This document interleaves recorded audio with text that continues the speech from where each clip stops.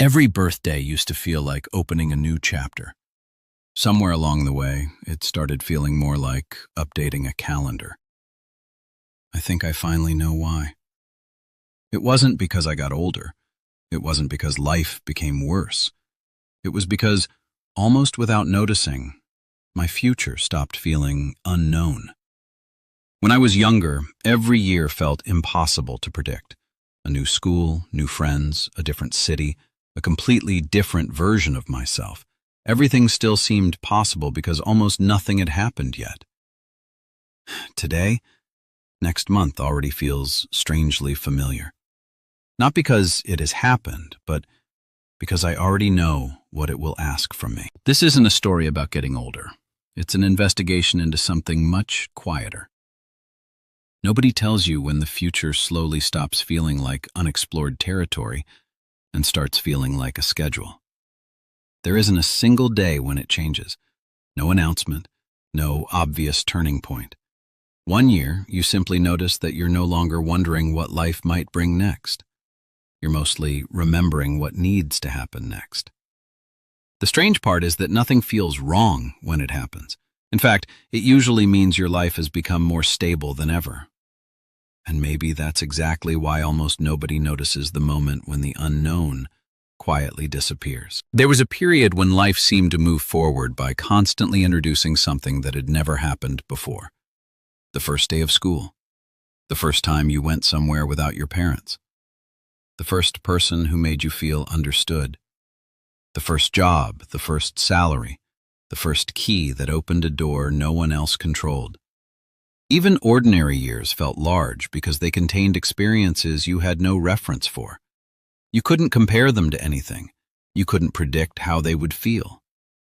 The future wasn't exciting because it promised something better.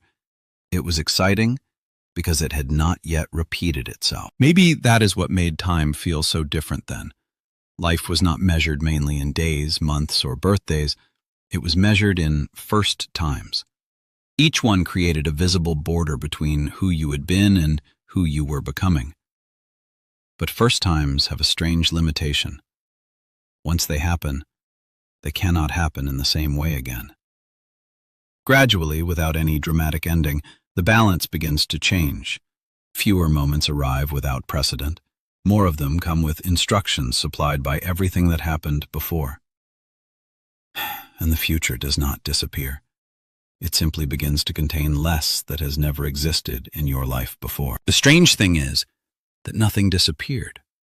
You still have birthdays, you still make plans, New Year's still arrive exactly when they're supposed to. From the outside, life continues moving forward. But somewhere along the way, the future quietly changed its role.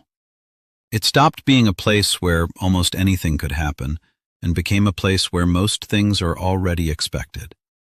Next Tuesday already has a shape. Next month already has responsibilities.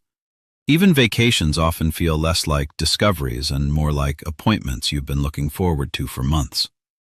Without realizing it, you begin spending less time imagining what life might bring and more time remembering what life is already asking from you. Perhaps this is why adulthood often feels faster than childhood. Not because time itself accelerates, but because surprise becomes increasingly rare. The brain pays attention to novelty. It slows down when something has never happened before, but repetition leaves fewer landmarks in memory. When one week resembles the next, and the next resembles the one after that, entire months begin to compress into a single impression. The calendar keeps moving exactly as it always has, yet your experience of the future quietly changes from exploration to navigation. You are no longer walking toward the unknown. More often, you are moving through a landscape you already recognize. Think back to a year from your childhood. Chances are you don't remember every day. You remember the moments that divided it into chapters. The first day at a new school, a family trip, a birthday that felt unforgettable, a person you met for the first time. Those moments gave the year its shape. They became landmarks your memory could return to. But adulthood rarely arrives with the same density of first times. Most days are still meaningful. They simply resemble the days around them. Meetings replace discoveries. Responsibilities replace milestones. Entire weeks quietly blend together until they become difficult to separate from one another. Maybe this is why so many adults feel that time is moving faster every year. Not because life contains fewer days, but because memory records fewer borders between them. We don't experience time only while we're living it. We experience it again through what our minds are able to distinguish afterward. When yesterday looks too much like last Tuesday, and last Tuesday looks too much like the week before, memory compresses them into a single impression. The future doesn't become shorter. It becomes harder to tell apart.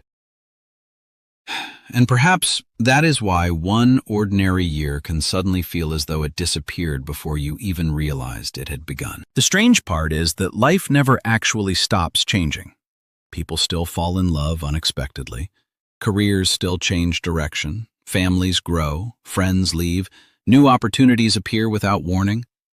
The future remains just as unpredictable as it has always been. But somewhere along the way, we stop expecting it to surprise us. We begin treating tomorrow as an extension of today, next month as a continuation of this one, and next year as another version of the last.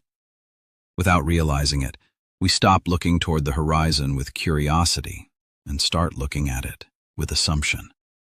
Perhaps the biggest change isn't in life itself, but in our relationship with uncertainty. As children, uncertainty felt like possibility.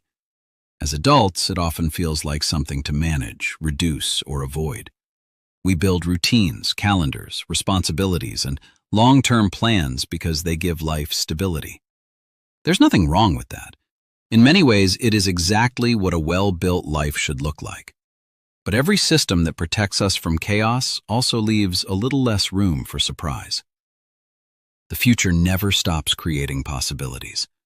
We simply become less likely to notice them because we are no longer expecting them to exist. Maybe the real question isn't when your future stopped feeling unknown.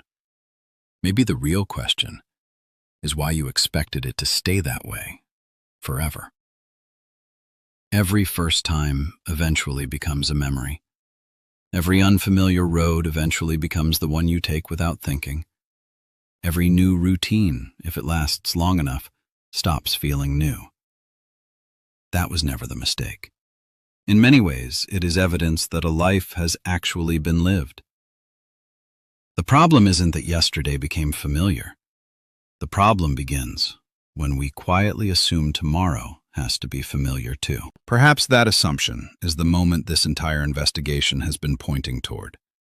We often believe that adulthood is the end of discovery because our memories contain fewer first times than they once did. But memory only describes where you've been. It says nothing about what is still possible. The future has never signed an agreement to repeat the past.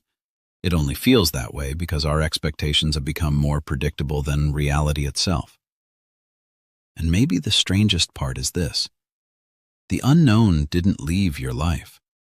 It simply stopped receiving your attention. Maybe the future never stopped surprising you. Maybe it simply stopped arriving in the forms you were expecting. The next chapter of your life probably won't begin on January 1st, or on your birthday, or after some major decision. It will probably begin on what feels like an ordinary Tuesday.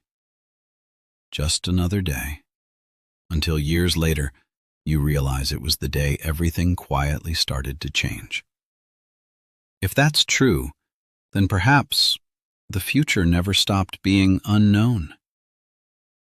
We simply became better at mistaking familiarity for certainty. And maybe those are not the same thing. If this idea stayed with you after the video ended, there are many more like it waiting for you inside Protocol Multiverse. Different questions, different investigations. The same attempt to look at ordinary life until it no longer looks ordinary. The ideas are human. The narration is digital. The interpretation has always been yours.